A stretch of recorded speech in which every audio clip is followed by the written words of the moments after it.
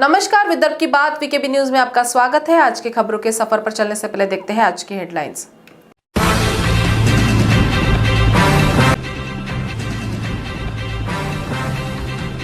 संत गजानन के प्रकट दिन पर शेगांव संत नगरी में छाया रहा सन्नाटा। कोरोना के कारण लिया गया फैसला।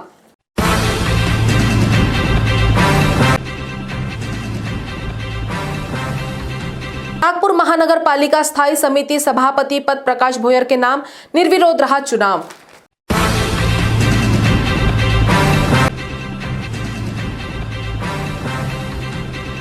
और लातूर के एक बारात में दूल्हे समेत 23 बाराती कोरोना संक्रमित।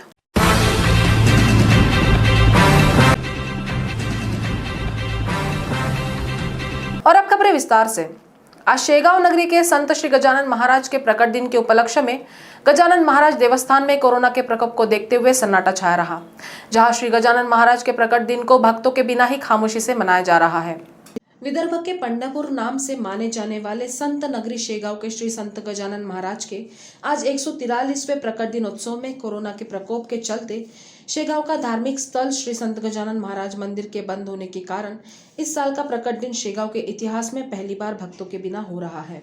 वहीं बुल्ढाना जिले में कोरोना का प्रकोप बढ़ने की वजह से बुल्ढाना के जिलाधिकारी एस राममूर्ति ने जिले के धार्मिक स्थलों को बंद रखने के निर्देश दिए हैं। बता दें कि श्री संत गजानन महाराज के प्रकट दिन के उपलक्ष्य में शेगांव में हर साल हजारों की संख्या में भक्तों का तांता लगा रहता था, मगर इस साल कोरोना के संक्रमण को देखते हुए मंदिर परिसर में सन्नाटा छाया हुआ है। तालुके से धानोरा मतलब गढ़चिरौली जिले से धानोरा से आए हुए हैं माउली के दर्शन लेने के लिए प्रकट दिन के निमित्त से, पर यहाँ पर आने के बाद में मंदिर बंद रहने के कारण हमें दर्शन नहीं हो पाए। हमने बाहर से ही दर्शन लिया। माउली कोरोना से हम सबको बचाए। नागपुर महानगर पालिका के स्थायी समिति सभापति के चुनाव में भाजपा के प्रकाश भोयर निर्विरोध चुने गए। शुक्रवार को उनके नाम की घोषणा जिलाधिकारी द्वारा की गई। नागपुर महानगर पालिका के अगले स्थायी समिति सभापति होंगे प्रकाश सीताराम भोयर। शुक्रवार को प्रकाश भोयर को निर्विरोध चुना गया।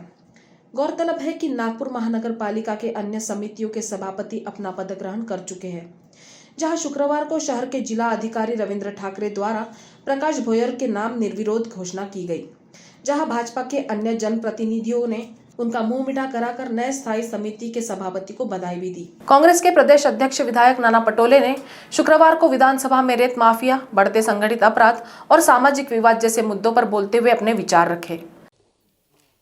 मी अनेक वर्षापासून या सभागृहात अध्यक्ष महोदय आणि जो कायदा सुव्यवस्थेचा जो ठराव येतो, या विरोधकाकडून ठराव येतो, कधी इकडून कधून तिकडून, याच्यामधली कुठली आपले जे वाक्य असतात त्या वाक्याचं साम्य खूप सारं आपण पाहतोय। आम्ही जेव्हा हे ठराव तयार करतो तो मागे काय काय शब्द होते ते त्याचं प्रिंट काढूनच आम्ही त्याला जोडतोय। आणि म्हणून आता आपण अध्यक्ष महोदय, विरोधी पक्ष नेत्यांनी ज्या पद्धतीने सांगितलं की ही सगळी व्यवस्था चांगली व्हावी, याच्यामध्ये कोणाचंही दुमत ठरू शकत नाही। अध्यक्ष महोदय, आपण पाहिलं असेल की वाळू माफिया,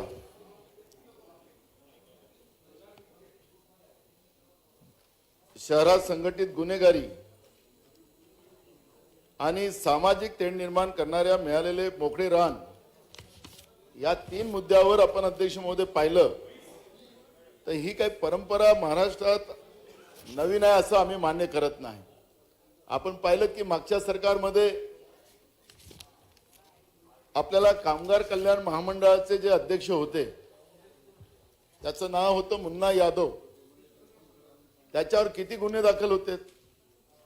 अजूनही अध्यक्ष महोदय हे मुन्ना यादव त्यांच्यावर गुन्हे दाखल झालेत, पुन्हा त्यांनी खूप साऱ्या गडबडी केल्यात, त्यांच्यावर 20 दिवस गुन्हे दाखल झाले नाही। अध्यक्ष महोदय, नागपूर शहरावर आपल्या माणसावर गुन्हे दाखल झाले नाही पाहिजेत, याचा दबाव कोणाचा होता हे गृहमंत्र्यांनी या ठिकाणी स्पष्ट करायला पाहिजे। अजूनही तो मुन्ना यादव नावाचा आरोपी पोलिसांच्या तावडीत सापडलेला नाही।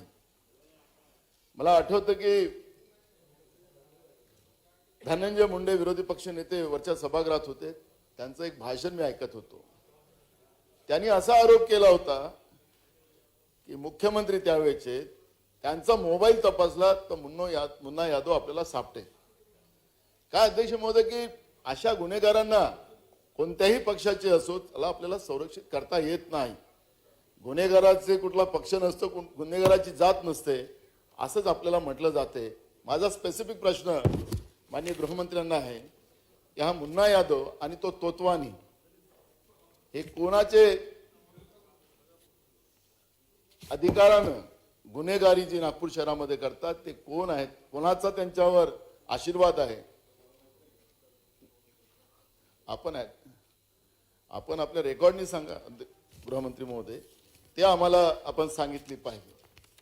दुसरा महत्वाचा प्रश्न की मागच्या सरकारमध्ये एक सगळ्यात मोठी घटना जी महाराष्ट्राला कलंक लागेल, महाराष्ट्राला कलंक लागली गेली, ते भीमा कोरेगावची घटना होती.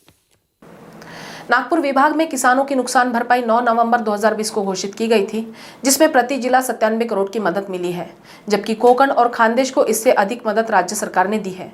इस बात पर विधान परिषद में नागपुर विभाग के साथ भेदभाव करने का आरोप करते हुए राज्य सरकार पर सवाल खड़ा किया है भाजपा विधायक डॉक्टर परिणय फुके ने. नागपूर विभागामध्ये 9 नोव्हेंबर 2020 रोजी जाहीर झालेल्या शासन निर्णयाप्रमाणे प्रति जिल्हा केवळ 1.97 कोटी एवढी मदत मिळालेली आहे. त्याचप्रमाणे कोकण विभागामध्ये ही मदत 9.66 कोटी आहे. खानदेशमध्ये हीच मदत प्रति जिल्हा 44.68 कोटी आहे. माझा स्पेसिफिक प्रश्न हे आहे की भंडारा व गोंदिया जिल्ह्यात अतिवृष्टीमध्ये बाधित शेतकऱ्यांच्या संख्या ही इतर जिल्ह्यापेक्षा जास्त असताना त्यांना शासनाने अतिशय तोडकी मदत केलेली आहे, तुटपुंजी मदत केलेली आहे. संपूर्ण भरपाई शासन केव्हा देणार आणि नेहमीच विदर्भावर हा अन्याय का? सुप्रीम कोर्ट ने स्थानिक स्वराज्य संस्था के चुनाव में ओबीसी के आरक्षण को लेकर जो फैसला दिया है, ये राज्य सरकार की नाकामी है. सुप्रीम कोर्ट के फैसले से स्थानिक स्वराज्य संस्थाओं की सीटें कम हुई हैं, जिसका खामियाजा राज्य सरकार के कारण ओबीसी समाज को भुगतना पड़ेगा. ऐसा आरोप राज्य के पूर्व ऊर्जा मंत्री चंद्रशेखर बावनकुले ने राज्य सरकार पर लगाया है. सुप्रीम कोर्ट में कल जो ओबीसी आरक्षण को लेकर जिला परिषद, पंचायत समिति, ग्राम पंचायत के स्थानिक स्वराज्य संस्था की जो सीटें कम हुई हैं, वो जो रिजल्ट आया हुआ है, उस रिजल्ट के लिए मैं महाराष्ट्र सरकार को दोषी मानता हूं. पिछली सरकार ने माननीय फडणवीस साहब के नेतृत्व में अध्यादेश निकालकर ओबीसी के जो सीटें थी उनको रोककर सारे चुनाव कर ओबीसी को न्याय देने का काम किया था. लेकिन कल का जो सुप्रीम कोर्ट का रिजल्ट आया है, इसमें एक दिखता है कि महाराष्ट्र सरकार के कोई भी मंत्री, मुख्यमंत्री ने 15 महीने से इस प्रकरण में, इस केस में कोई भी हलचल नहीं की. जो युक्तिवाद करना था वहां पर वो नहीं किया गया. इसलिए आज बहुत बड़ा संकट ओबीसी समाज में इस महाराष्ट्र पे आया हुआ है. और ये संकट के लिए महाराष्ट्र सरकार इसलिए जवाबदार है. मैं सरकार पे जानबूझ के आलोचना नहीं कर रहा हूं.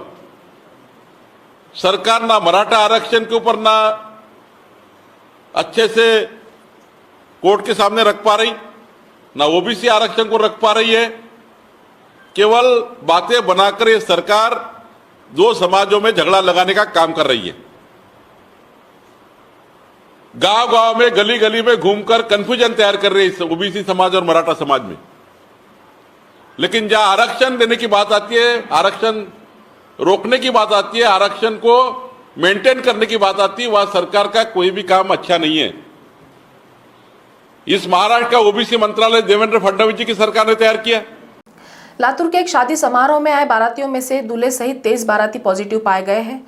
वहीं अहमदपुर के धार्मिक कार्यक्रम में शामिल हुए 13 लोग पॉजिटिव पाए जाने से वहां के प्रशासन द्वारा बंद किए कोविड केयर सेंटर को खोल दिया गया है. केंद्र सरकार शादियों एवं धार्मिक कार्यक्रमों में भीड़ को रोकने के लिए कोशिशें करते जा रही है, मात्र साधारण नागरिकों में इसकी जागृति नहीं दिख पा रही है. इसकी मिसाल अहमदपुर के बारातियों द्वारा देखी गई है. जहां लातूर में बारातियों समेत दूल्हा एवं दूल्हे की माता सहित 23 बाराती पॉजिटिव पाए गए हैं। वहीं अहमदपुर तहसील के चिखली में एक धार्मिक कार्यक्रम में शामिल हुए नागरिकों में से 13 नागरिक पॉजिटिव पाए जाने की खबर सामने आई है। बता दें कि अहमदपुर तहसील में बढ़ते मरीजों की संख्याओं को देखते हुए बंद किए गए कोविड केयर सेंटर को प्रशासन द्वारा खोल दिया गया है। अमरावती के नांदगांव पेट में मवेशी से भरा कंटेनर पलट जाने से 8 मवेशियों की दम घुटने से मौत हो गई है। वहीं बाकी मवेशी जख्मी बताए जा रहे हैं। यह मवेशियों से भरा कंटेनर आखिर कहां जा रहा था, इसकी छानबीन में नांदगांव पुलिस जुटी है। अमरावती के नांदगांव पेट में मवेशी से भरा कंटेनर पलट जाने से 8 मवेशियों की मौत होने की खबर आ रही है। अमरावती नागपुर राष्ट्रीय महामार्ग क्रमांक 6 पर मध्य प्रदेश से अमरावती आ रहे मवेशियों से भरा कंटेनर अचानक पलट जाने से 8 मवेशियों की मौके पर मौत हो गई है। वहीं उस दौरान हादसे में अन्य मवेशी जख्मी होने की खबर सामने आ रही है। हादसे की खबर मिलने पर नांदगांव पेट पुलिस विभाग ने मौके पर पहुंचकर मवेशियों से भरा कंटेनर कहां जा रहा था, इसकी छानबीन शुरू कर दी है। नागपुर के गिट्टी खदान पुलिस स्टेशन परिसर में पिछले वर्ष हुई चोरी की घटना के आरोपी को गिट्टी खदान पुलिस ने पकड़ने में सफलता हासिल की है। नागपुर के गिट्टी खदान पुलिस स्टेशन के अंतर्गत पिछले वर्ष दिसंबर को हुई चोरी के आरोपी को पुलिस ने गिरफ्तार कर लिया है। सूत्रों के मुताबिक रोहित सिंह नामक व्यक्ति, जो नेताजी नगर निवासी है, जिनके घर उनके रिश्तेदार भोपाल से आए थे, उनको सेवा देने के लिए आरोपी भावेश दुबे को रखा गया था। घटना के दिन उसने इस वारदात को अंजाम दिया। बता दें कि आरोपी भावेश दुबे को दिल्ली से गिरफ्तार कर लिया गया है, जहां उससे कड़ी पूछताछ करने पर उसने अपना आरोप कबूल कर लिया है। आरोपी के पास से 5 तोले सोने के कंगन और 8,000 रुपये नकद बरामद कर लिए गए हैं। गिट्टी खदान यहाँ दिनांक 25/12/2020 की घटना है। इसमें एक चोरी का गुना दाखिल था। इसमें करीब 8,000 रुपये और 5 तोला सोने के कंगन चोरी हुए थे। इस चोरी की तपास में पुलिस को मिली जानकारी और टेक्निकल एविडेंस पर आरोपी दिल्ली यहाँ है, ऐसी जानकारी मिली। इस पर कार्रवाई करते हुए पुलिस थाना गिट्टी खदान की हेड कांस्टेबल अनिल त्रिपाठी और उनकी टीम, इन्होंने दिल्ली जाकर वहाँ से आरोपी भावेश दुबे इसको हिरासत में लिया।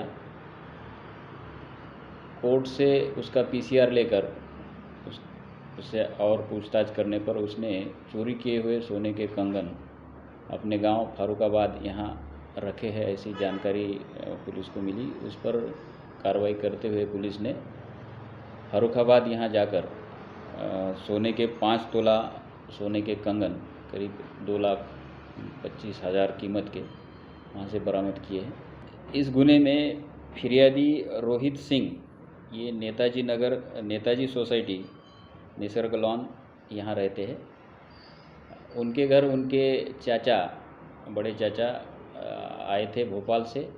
आरोपी जो है वो उनके चाचा का केयर टेकर करके नौकरी करता था। अकोला के लकड़गंज इलाके में लगी भीषण आग के चलते लकड़ी और लकड़ियों के साहित्यों की दुकान समेत आसपास के घर भी आग में घिर जाने की खबर आ रही है। इस भीषण आग के चलते अब तक 20 से 25 लाख का नुकसान हो चुका है। अकोला के लकड़गंज इलाके में आग लग जाने से लकड़ियां एवं लकड़ियों के साहित्यों से भरी 5 से 6 दुकानें जलकर राख हो गई हैं। बता दें कि यह आग इतनी भीषण थी कि आसपास के मकानों को भी इस आग ने घेर लिया। इस घटना की जानकारी मिलते ही दमकल विभाग की 20 गाड़ियां घटनास्थल पर पहुंच जाने की जानकारी सामने आई है। यह आग वास्तव में किन कारणों से लगी है, इसकी वजह अब तक पता नहीं चल पाई है। बता दें कि इस भीषण अग्नितांडव में अब तक किसी के जख्मी होने की खबर सामने नहीं आई है, परंतु अकोला महानगर पालिका के कुछ कर्मचारियों के साथ अग्निशमन दल के कर्मचारियों को कोविड की ड्यूटी लगवाने से आग बुझाने में कर्मचारियों की कमी थी, जिसके चलते आग पर जल्द से जल्द काबू पाने में कर्मचारी असफल रहे। ऐसा आरोप अकोला महानगर पालिका के प्रतिपक्ष नेता साजिद खान पठान ने लगाया है। बता दें कि इस भीषण आग से अब तक 20 से 25 लाख का नुकसान होने की जानकारी सामने आई है। अकोला महानगर पालिका के नए आयुक्त ने कोविड को देखते हुए सारी ड्यूटियां, सारे कर्मचारी फायर के भी कोविड में लगा दिए। इसी कारण की वजह से ये आग बुझाने में इतनी तकलीफ गई, इतनी मुश्किल गई। वो तो शुक्र है कि इसकी जान की हानि नहीं हुई। मेरा ये बोलना है कि प्रशासन के अधिकारियों का कि जो फायर का डिपार्टमेंट है, जो आपदा वाले डिपार्टमेंट है, कम से कम वहाँ से पब्लिक ना हटाए, अपने कर्मचारी वहाँ रखे। आज मैं फ़ोन कर रहा हूँ दूसरी गाड़ी के ऊपर तीसरी गाड़ी नहीं आ रही। यहाँ आग इतनी बड़ी लगी थी कि पूरा मोहल्ला जल सकता था, आधा मोहल्ला जल चुका हुआ है। और ना यहाँ कमिश्नर है, ना उपायुक्त है, ना कोई देखने को खाली है। यहाँ पे यहाँ सिर्फ यहाँ पुलिस वाले हैं और मीडिया वाले हैं, बाकी कोई नजर नहीं आ रहा है यहाँ पे। तो ये कमिश्नर है ना, अभी तक ना महापौर का दौरा हुआ, ना अभी तक कोई नगर सेवक देखने को आया यहाँ के मौजूदा भी कम से कम। तो मेरा ये बोलना है आप लोगों से मीडिया के माध्यम से कि कमिश्नर साहब कोविड के अंदर आप ड्यूटियां लगाओ, लेकिन जो फायर का डिपार्टमेंट है, जो आपदा वाले डिपार्टमेंट है, वहाँ से कर्मचारी मत हटाओ मेहरबानी करके। हम जिस परिस्थिति से आज गुजरे कोई दूसरा ना गुजरे, इसलिए मैं आपको आह्वान करता हूँ। तो खबरों के सफर में आज इतना ही। आपसे फिर मुलाकात होगी, तब तक बने रहिए बीकेबी न्यूज के साथ। नमस्कार।